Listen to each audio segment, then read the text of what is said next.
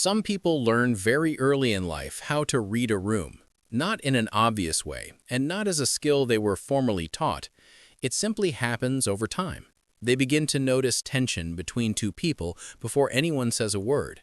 They pick up on subtle shifts in someone's tone, or sense when someone is upset even when that person insists they are fine. While others move through conversations lightly, something in their mind stays quietly alert, observing, interpreting, and connecting small details that most people seem to overlook. To others, this might appear as thoughtfulness or perceptiveness.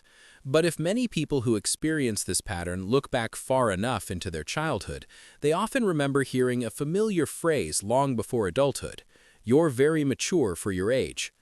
At the time, it usually sounded like a compliment. Teachers said it, relatives said it, adults seemed to appreciate it. The child was calm, responsible, reasonable, and easy to trust. However, there is an aspect of this label that often goes unexamined. When a child is described as too mature, people tend to assume it simply means the child was intelligent, well-behaved, or naturally serious. But that is not always what is happening beneath the surface. Many adults who were once described this way eventually notice something unusual about their inner world. On one hand, they may feel emotionally older than their peers. On the other hand, there can also be a quiet sense that something in childhood moved faster than it should have. The experience of growing up may have carried a different emotional pace than it did for others. In reality, there is often more happening beneath this pattern than people realize. What society commonly calls a mature child can sometimes be understood differently from a psychological perspective. In many cases, it reflects a child who adapted early to their emotional environment. It may describe a child whose nervous system learned sooner than most how to monitor emotional situations around them. It can also describe a child who developed awareness before they fully developed the freedom to simply experience childhood in a carefree way. This understanding is not about blame or criticism. Rather, it is about recognizing how human development responds to experience. Children do not consciously decide to become mature early. Their nervous systems adapt to the emotional conditions that surround them. Research in developmental psychology suggests that when children grow up in environments where emotions are unpredictable, intense, or require careful navigation, the brain becomes especially sensitive to emotional signals. The amygdala, the part of the brain responsible for processing emotional cues, becomes more alert. Meanwhile, the prefrontal cortex, which helps interpret and regulate emotions, begins working harder to make sense of the environment. In simple terms, the child's brain becomes very skilled at reading people. It becomes good at anticipating reactions and staying emotionally composed in complex situations. From the outside, this adaptation often looks like maturity. Adults may see a child who stays calm, avoids conflict, and comforts others. These behaviors are usually rewarded because they make situations easier for the adults around them.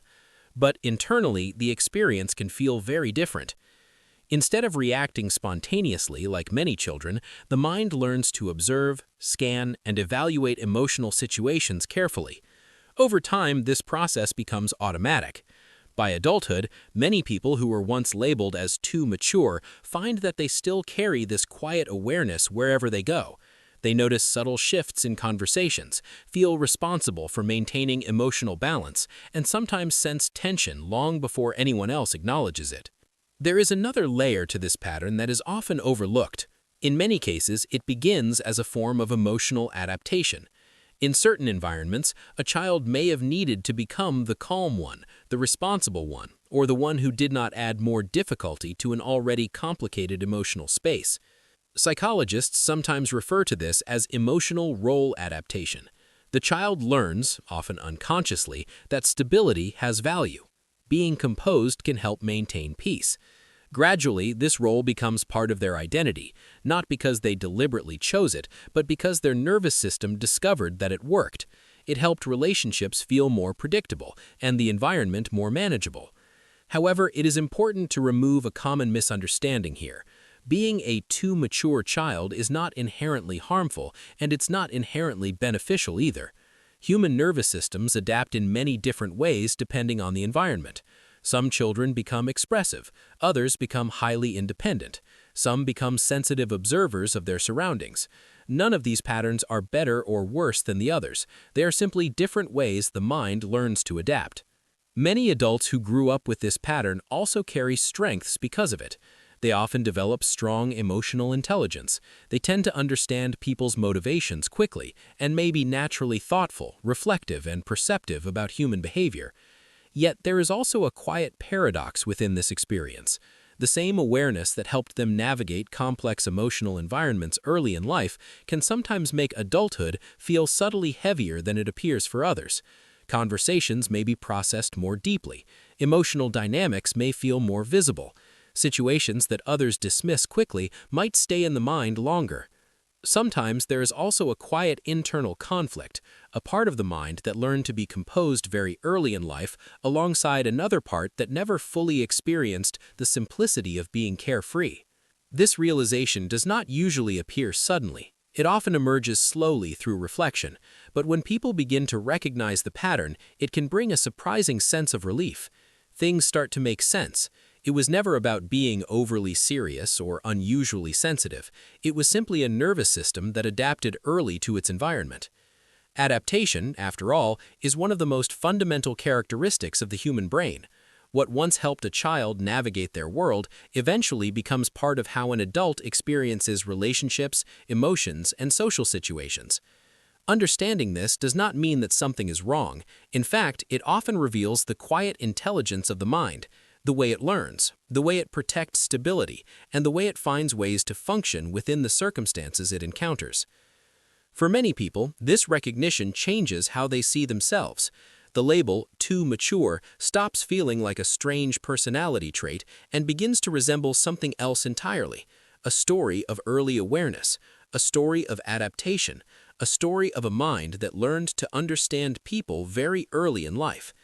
And when that understanding begins to settle in, something subtle shifts, not a dramatic transformation, but a quieter relationship with one's own history. What once seemed confusing or unexplained begins to feel more coherent.